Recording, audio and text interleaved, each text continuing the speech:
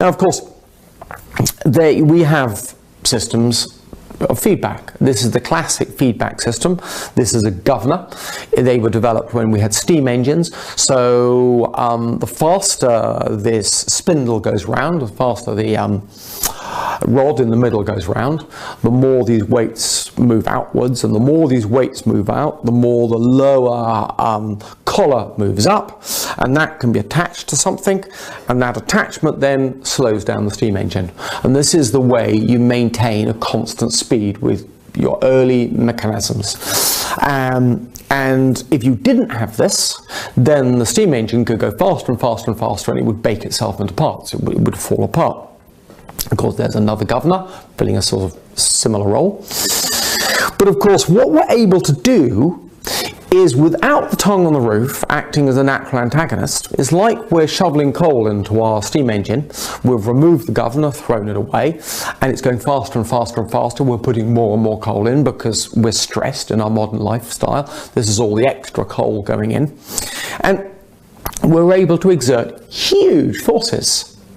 We can maintain these huge forces for 10, 20, I doubt a full hour, but you're talking good periods of time, and you're talking really strong forces. And of course, you've got premature contacts, and these premature contacts, they're annoying. And of course, when you get something annoying, you almost want to grind on it, because, you know, it's there, you know, in a way, possibly you're trying to push these premature contact down, as you would if your teeth were biting together, likely for long periods of time. And of course, your muscles, these muscles, we're talking about the joint closing muscles, or any of the muscles of mastication, are not really set up for having your teeth together. Remember, they're set up for your teeth being slightly apart, as is the jaw joint. So they're not really well designed for you bringing your teeth in contact, bringing your teeth together. And also, you're only doing this part-time. If you hold your teeth together all of the time, of course the body would reform to this position, but you don't.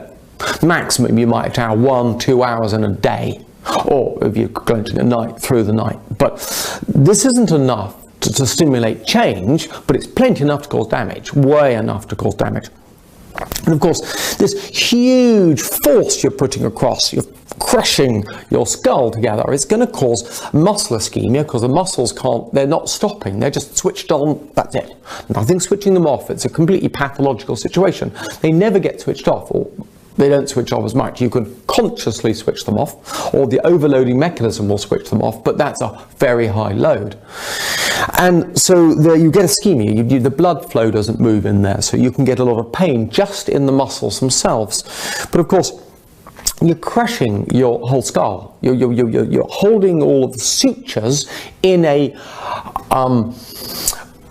position, in a compressed position for long periods of time. There's no blood flow going in. You could easily close off little veins and arteries passing through. You potentially could cause lots of problems. And I'm interested in this concept of the movement of the plates of the skull and the acting as a pump for the cerebrovascular system. But I don't know. I don't know if it's true. I've heard a lot of people saying it's a load of nonsense, and I've heard a lot of people giving good grounds or suggestion towards it. However, if you're clenching closed all the time, and the system does work, it's clearly not going to work very well. And the classic example of this is when people are going to sleep. You're trying to go to sleep, you're lying down, and of course a lot of those stresses that come from a modern society are coming in your head. You start clenching a little bit, and I think a little bit of clenching is not abnormal. I think clench your muscles a little bit, that's a normal thing to do. But you should have a regulation, you should have a control, a governor of the system, so that when you clench, it's regulated. It's not unregulated. This is where the problem starts. And of course, we then come on to cure. What are you going to do about this? Well, realistically, you need to get your top tongue on the top roof of your mouth. And I'm not talking about the tip. Waste of time. People told me constantly, oh, I've got my tongue in the roof of my mouth. I can feel it. Tip, forget it. You've got to get the posterior third of your tongue up and fully engaged up. It's the posterior tongue that gets you good head posture too. That's got to be fully engaged, and that comes up on the soft palate, acts as, you know, the tent, your trampoline up on the back there. you've got to get your tongue out from between your teeth. All right, it's part of getting it on the roof of the mouth, so the teeth can come together. So the teeth can rest in or near contact. You've got to, this will lead to reorganization of the jaw joint and of course the muscles around it. And over time, you've got to rebuild this governor feedback mechanism. So you've got to have a feedback mechanism. You've got to gain control again. You've lost control, you've got to regain control. And also you've got to gain a butterfly bite. So the teeth should rest in or near contact. But if they rest in or near contact, with the regulatory system working, you're not going to get problems. This is how they're supposed to rest. And the whole concept we have in a modern society, I mean, I even question the concept of a freeway space, but that's another lecture for another day, as is jaw joint issues. But I do think teeth should be in or near contact. They should be resting in butterfly bite. And that is a real controversy. That's one thing. I'm saying people who are dealing with clenching and bruxism are saying, no, you're leading people to do the wrong thing. Now, remember, don't forget the tropic premise. There's more just to good oral posture than having tongue on the roof of the mouth. You've got to you've got to follow the tropic premise, preferably with good body posture as well. And we know we can produce conditioned reflex responses. When someone jumps out in front of me when I'm driving, I don't run them over. I yet to run anyone over. And the reason is I put my foot on the brake. And I do that without thinking. So this is a conditioned reflex response. Now I know that these are not all cranial conditioned reflex response. I mean, we're way above the level of the spine here, even with the chewing muscles on the tongue.